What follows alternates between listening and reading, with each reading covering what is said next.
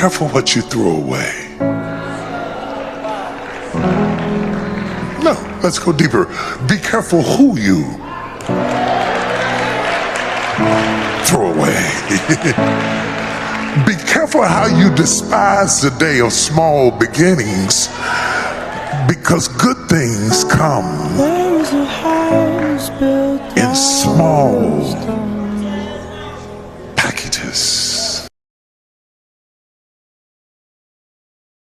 In 1986, 3 teenage boys were throwing chunks of concrete off a highway bridge. One of those chunks smashed through the windshield of a car carrying a college student and her friend.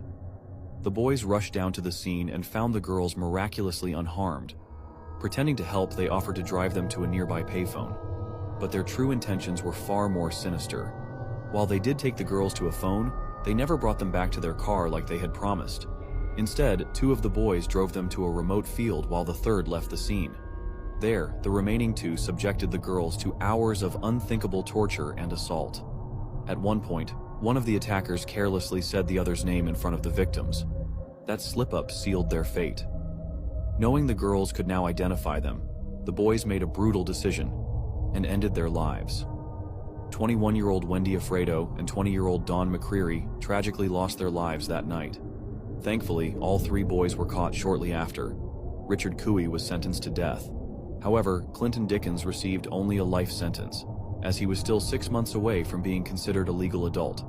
The third man, Kenneth Horonetz Jr., was released on parole after just 1 year, because he had left the scene early. Despite later arguing that his obesity made execution inhumane, Richard Cooey was executed by lethal injection in 2008.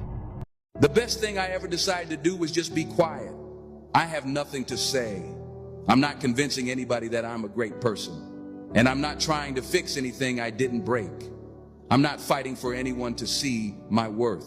Whatever you do is on you. You better hope you don't regret it. In my silence, I found peace. No longer bound by the need to prove myself or to mend what wasn't mine to fix. I discovered a new kind of strength.